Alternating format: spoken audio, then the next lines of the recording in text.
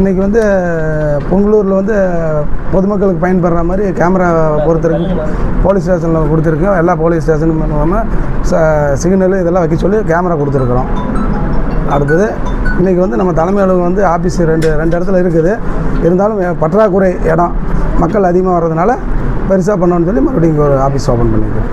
தங்கவேலு சார்பாக தங்கவேலு ஏற்பாட்டில். ஆமாம், 2 பல்லடம் அவனாசி. எம்எல்ஏ அலுவலகம் ஓப்பன் பண்ணாத நிலையில் கட்சி அலுவலகம் மட்டும் ஓப்பன் பண்ணிக்கிட்டு எம்எல்ஏ அலுவலகம் இன்னும் ரெடி ஆகலைங்க. அது வந்து கவர்மெண்ட்டு வந்து நிறைய அந்த உங்களுக்கு வந்து திருப்பூர் தெற்கு தொகுதியில் புது பில்டிங்கு, இது வந்து ரொம்ப பழமையான பில்டிங்கு. அது ரெடி பண்ணுறதுக்கு கொஞ்சம் பில்டிங்கெலாம் ரீஒர்க் பண்ணிவிட்டு இந்த வாரத்தில் முடிச்சிருவாங்க. எல்லாமே நல்லா சுறுசுறுப்பாக வேலை நடந்துகிட்ருக்குங்க. பல்வேறு இடங்களில் எம்எல்ஏ அவர்களுக்கு வரவேற்புங்கிறது எப்படி இருக்குங்க? சிறப்பாக இருக்குங்க. மக்கள்கிட்ட நல்லா சிறப்பாக இருக்குது. ஒரு ஒரு ஒரு சில விஷயங்கள் மட்டும்தான் தவறான புரிதல் பண்ணி நம்மளை வந்து கெடுக்கணும்னு நினைக்கிறாங்க. மற்றபடி வந்து எம்எல்ஏவோட ஒர்க்கு நேர்மை எல்லாம் சூப்பராக போயிட்டுருக்கு.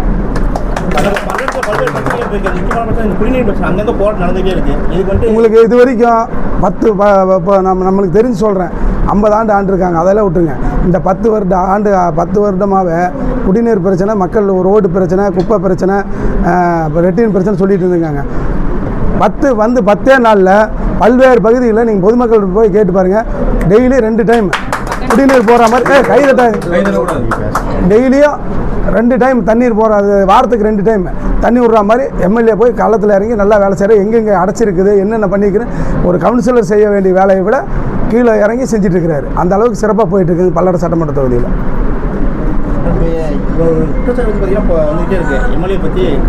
அதுதான் இப்போ சொன்ன பாருங்க, ஒரு சில விசமிகள் ஒன்றுக்கு நாங்களாம் வந்து இப்போ ஒரு பெட்ரோலுக்கே எங்கள் சொந்த காசு போட்டு 1000 ரூபாய்க்கு 500 ரூபாய்க்கு அடிச்சிட்டு இருக்கிறோம். நாங்கள் அந்த மாதிரி போயிட்டுருக்குறோம். இந்த ஒரு சில அந்த ஆகாத இது தோத்த வெறியில் பணம் செலவு பண்ணி நம்மளாம் பணமே செலவு பண்ணாமல் ஜெயிச்சிட்டோம்ல தளபதிங்கிற ஒரு முகத்தை காட்டி அந்த வெறியில் அந்த வன்மத்தில் இந்த மாதிரி பல்வேறு குற்றச்சாட்டு வருது.